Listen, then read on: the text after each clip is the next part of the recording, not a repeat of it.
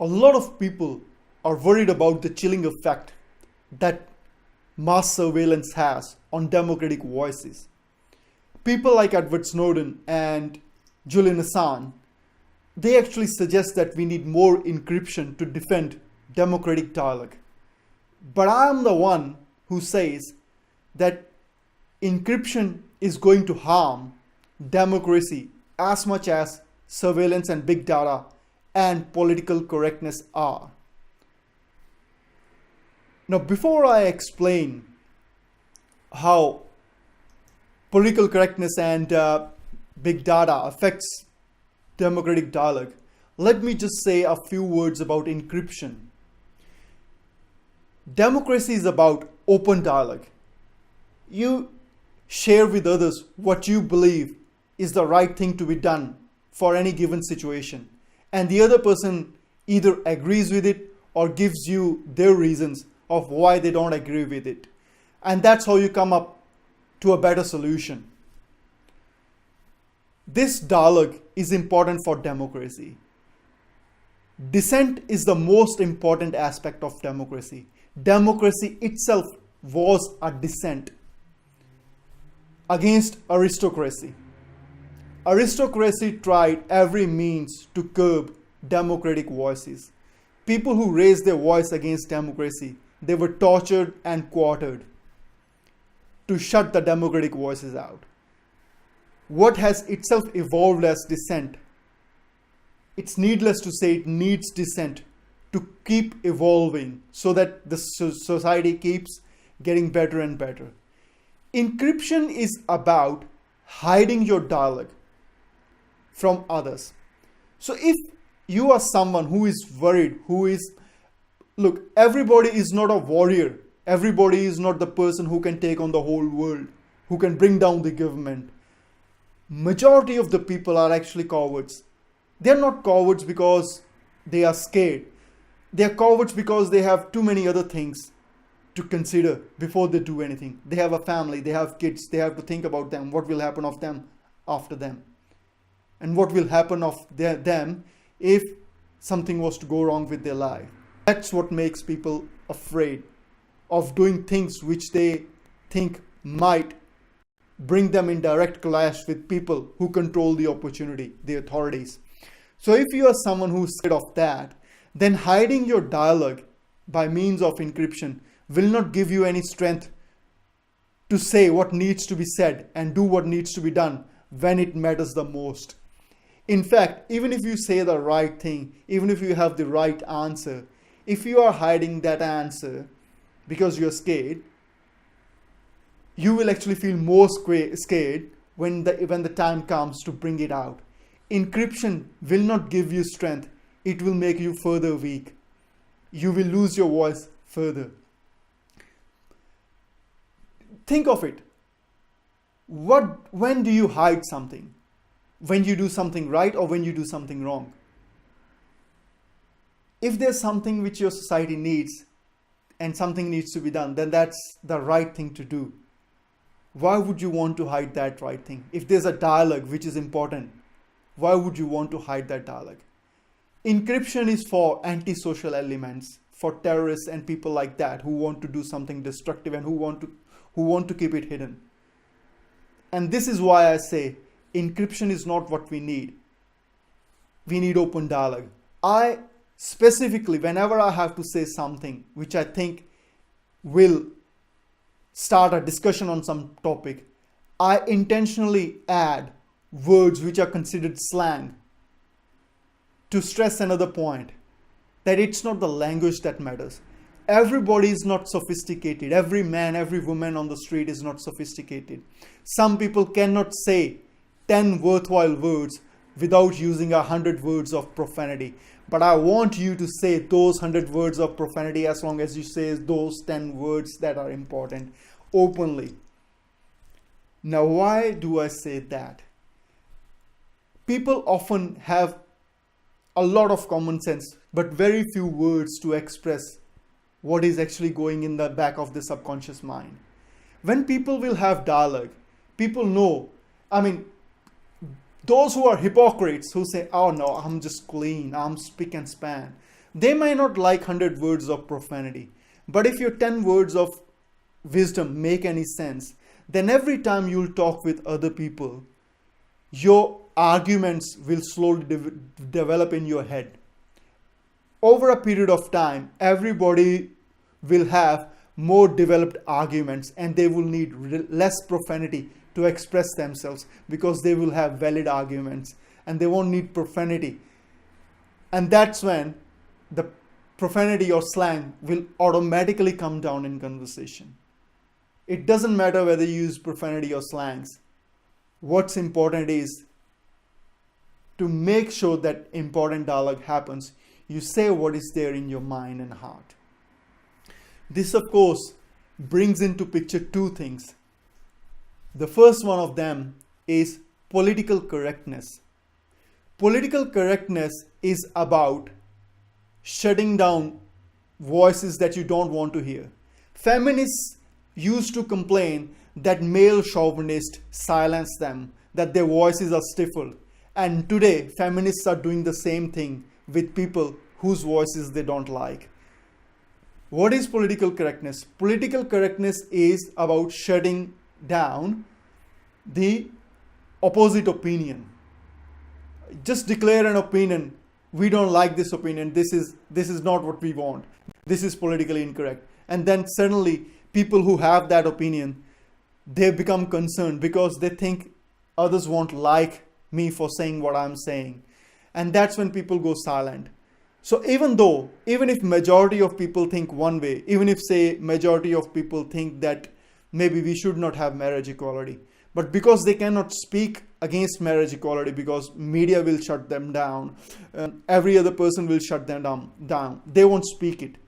And soon the feeling will be created that because the only voice we hear is about marriage equality, we will have marriage equality, even though majority's opinion has not been considered because majority's opinion was never open because it was shut out by reason of political correctness.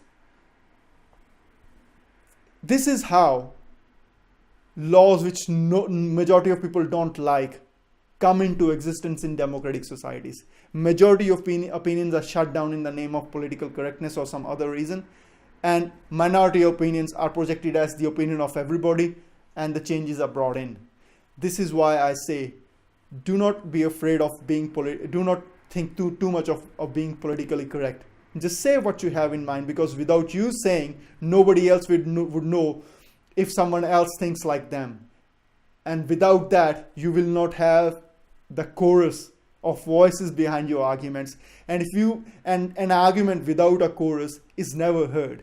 And an argument that is never heard, that is never a part of the discussion. And an argument which is never a part of the discussion cannot support any view. So to have a healthy discussion where all the views are discussed so that only the best views remain after everything has been argued, they need people not to worry about political correctness. And in fact, it is good to have those dialogues because let's say someone says something which nobody likes. What happens today? The post on social media goes viral and everybody starts commenting, condemning them, criticizing them, so on and so forth. What's the big deal? If someone has made a point, it's important they made the point because this is why society will progress. Now, if nobody likes that point, they will bring out their arguments against that point. Society will improve because either that person will accept the other arguments and change themselves because they'll realize they were wrong, or it will turn out that their argument was the correct argument and everybody else will be forced to listen to that argument and change their own opinion and society will improve anyways. It is important to have your voice in democracy. Doesn't matter if no one likes it. If you are an idiot who says something really ridiculous, what's the worst that will happen? You will become a laughing stock. That's it. Any damage done to the society? No, people enjoyed it.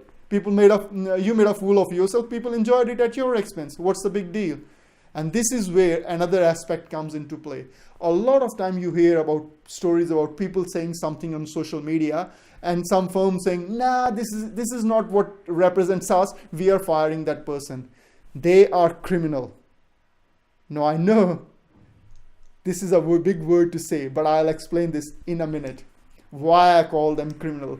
Those organizations who fire people or who refuse to hire people just because of their opinions and views, they are criminal who are working against democracy. They are raping democracy. I'm going to explain that right now. But before that, let me quickly sum up the chilling effect of mass surveillance. Everything I've discussed so far in this video is that people think more than twice before doing anything which they believe would lead them into direct conflict with authority. Most of the people, which is what makes 99% weak. Half of the 99% is corrupt, which will get bribed and work against the rest of the 99%.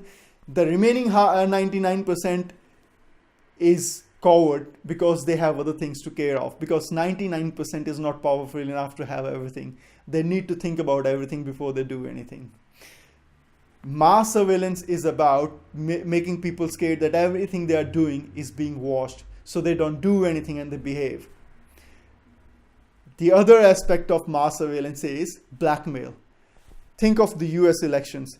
Mr. Trump's locker room talk about grabbing a woman by the you-know-what being made public. This is called blackmail. If you do something which someone can use to blackmail you, that causes a chilling effect. You don't want to go against someone who has that source they can use to blackmail you. This is another reason why I say do everything open. Make everything so normal that it doesn't matter at all what anyone brings out against you. This is another way why open dialogue is more important. Just be open about everything you are. Conspiracy theories aside and my views on World Trade Center aside, so much money has been spent on setting up such vast surveillance machinery, and all it needs is one simple thing to lay that all waste. Open dialogue. Now let me come to the criminal aspect of those who ban people for their political views. Let's just take me as an example, just for the heck of it. I'm doing law and I'm doing GDLP, and let's say I'm applying to different law firms for a job. And as a part of their due diligence about my background, one of the law firms gets to know of my website, my blog. And there could be a few sources of problem. I produce music, that's not an issue. I write novels and blogs, they are not an issue. Nobody's concerned about that. But there are two aspects of my website which might be a source of a flag for a potential employer. One is my personal story of struggle and the other is my political views. Now, law firms aside, if some person thinks that they have been wronged and they decide to fight it out, no matter what it costs them, how's that wrong about anyone? What's wrong in fighting for yourself? What is wrong with fighting for your rights? If anyone says that they're not going to hire a person because that person has the guts and balls to fight for what they think is right, that person is wrong. But that's a weak argument to present what I'm going to present now. So let me take the other example of my political views. Law firm is supposed to actually represent people and defend them in their personal fights, as well as lawyers are supposed to be the defenders of democracy in courts of law. That said and done, let's just say any employer, let's just leave lawyers aside, was to have an issue with my political views. Now there's a statute in Australia which says that you cannot discriminate against a person for their political views. If someone says that no, they're not going to hire me or they're going to fire me because of my political views, they are discriminating against me for my political views. They are wrong according to that statute. But even if that statute wasn't there, if any person wants to hire or fire, not to hire or fire an employee just because of their political views, that person is actually committing a crime against democracy. Now, why I use the word crime?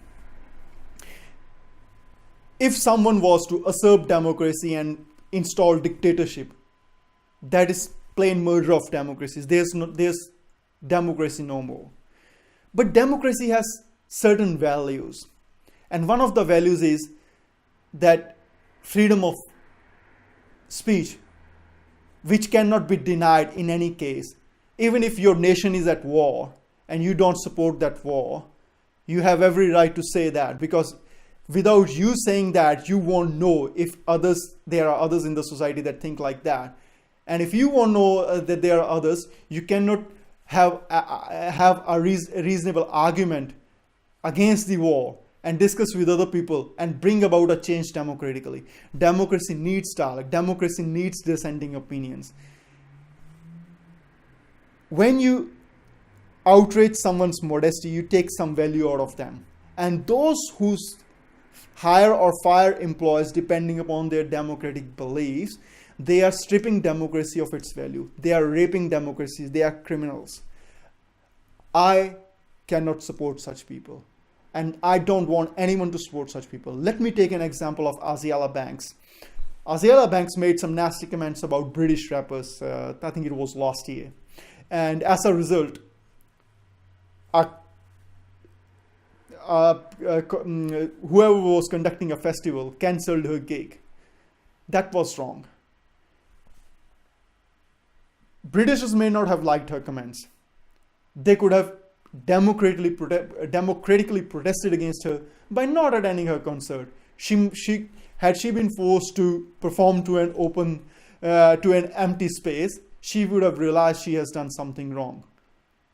Had people argued with her with valid arguments, she might have changed her opinion. But by cancelling her gig, they have tried to shut her out. They have worked against democracy. I do not support Asiala Bank or what she said, but I do not support that discrimination against her. That is intolerance, and that is not democracy, and that is not acceptable in democracy. So the only way forward to defend democracy is free and open dialogue without any fear. And don't be afraid of sharing your views. If they are ridiculous, people have every right to laugh. But you have every duty as a citizen of a democracy to express your views, because without expressing those views, without any fear, your democracy will go down the drain. So think, people, think.